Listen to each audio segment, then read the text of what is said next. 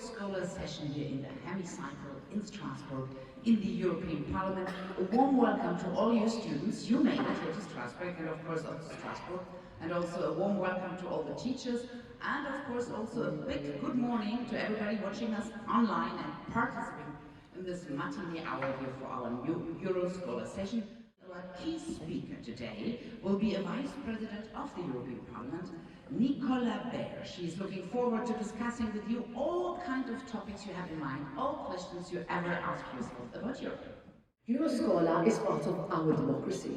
It is an opportunity to share ideas with other young people from across the European Union, the United Kingdom and candidate countries. We speak different languages, have different points of view. We have different cultures, traditions and priorities.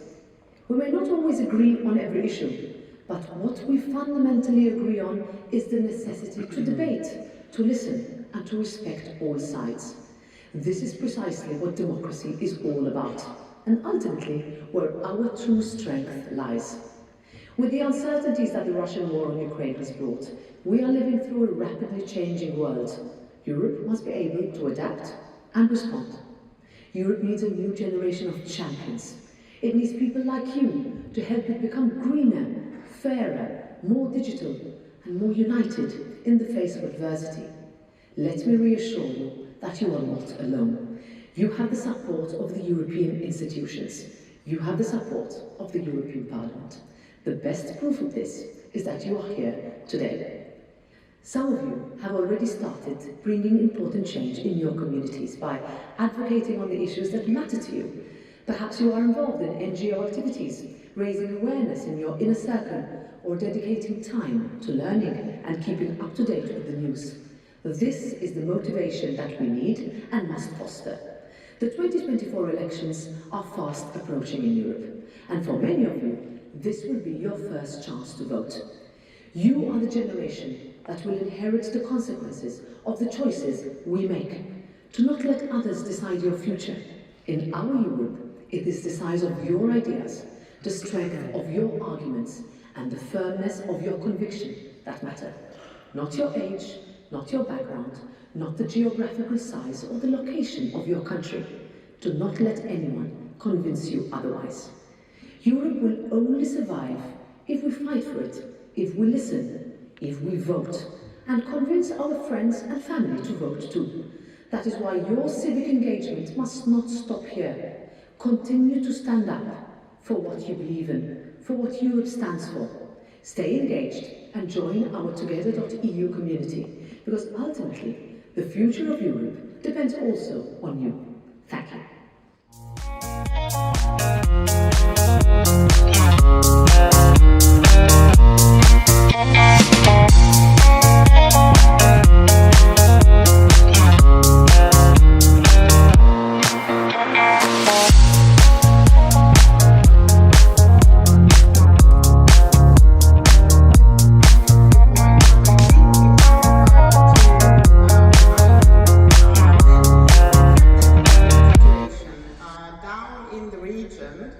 Especially in Gaza, is provoked by the terror attacks of Hamas on Israel, on Israeli kibbutzim, on civilian people being in their houses, sleeping, by the really atrocities we have seen of raping, murdering, slaughtering people, whether these were babies, whether these were women, elderly people, or men.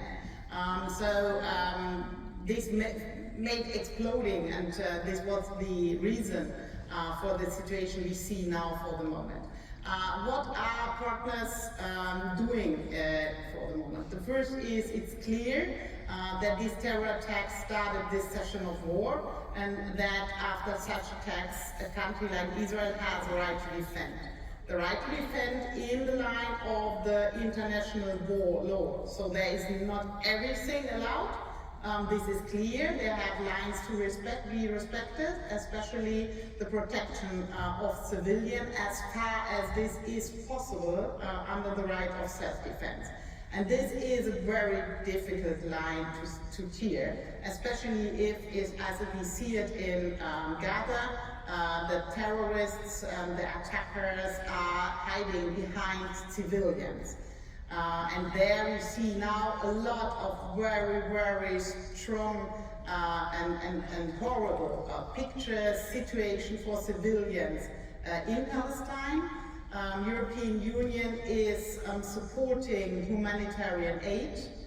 European Union reached together with partners like Arab countries in the neighborhood, but also like US, that we have humanitarian pauses and corridors where civilians can leave the war zones. Yes, thank you for this question. And no, I do not think that Turkey is in a situation, in a stadium to be able to join European Union. We see for a longer time problems with the negotiations for accession with Turkey. There is, for the moment, no more negotiation.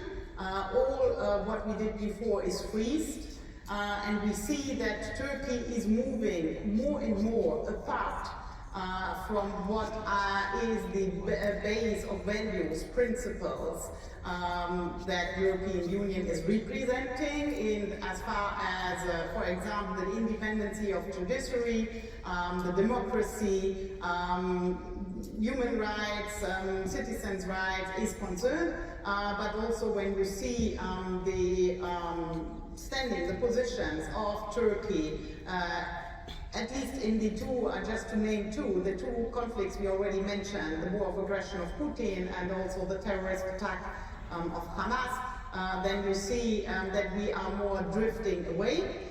For the moment, a majority in Europe is only freezing what we did as a negotiation. Me personally, as if you ask me, not as vice president, but as politicians from Renew Europe, I think that we should end the negotiations because I do not see under an Erdogan government that Turkey is able to join the European Union. The older people in UK decided about their future as younger people. Okay, to avoid this, you have to take part. The first step is to use your citizens' right as a voter. The next step could be, and there were already some of those voices in the room thinking about it, the next step could be to present yourself running in elections. And we now also try to get in our electoral law change. So this is not up to 18 but already to 16. So come engage, participate, express your opinions and take action. Hi everyone, good morning. My name is Jean-Pierre from Bulgaria. Dear Madam, I have a question about the transitioning to green energy. So is it possible when making this transition from old factories to green energy for people to not end up jobless by closing the old factories, but when building green energy factories to keep the old ones running until new job positions are opened? That's my question. Thank you very much. This is a very important topic, and you're totally right. We also, going through the green transition, we should not lose jobs. This is why in the regulation you always have a transition period, so that you can use not only for building up and modernizing, but also for skilling and reskilling people. For the first amendment, the vote is open.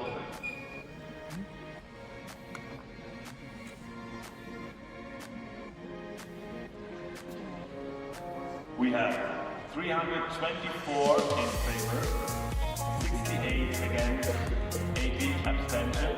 The amendment is adopted.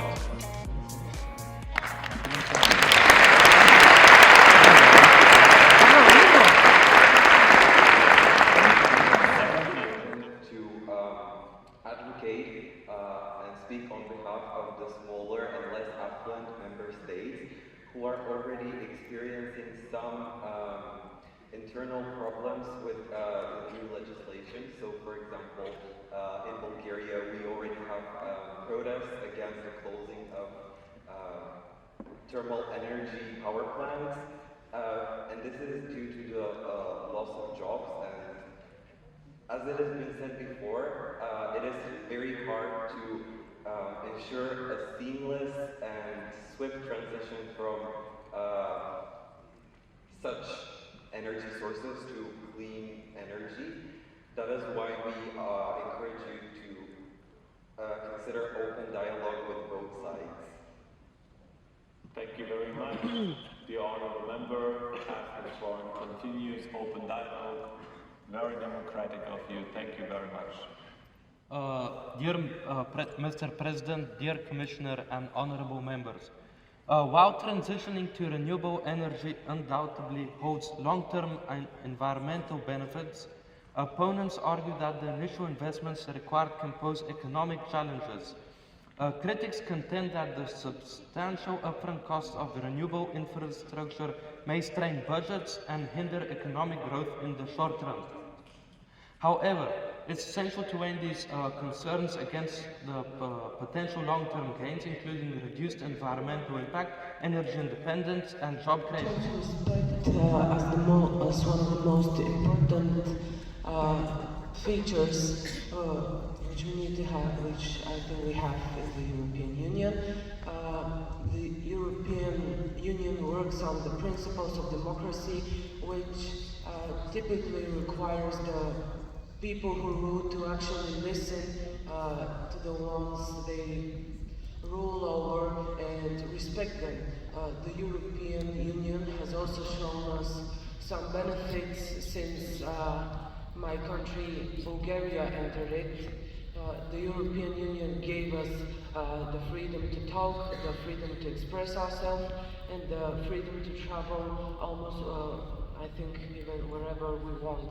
And I think that's a form of respect to actually listen to us, and I also think that we should also respect the European Union and be thankful for all of the benefits.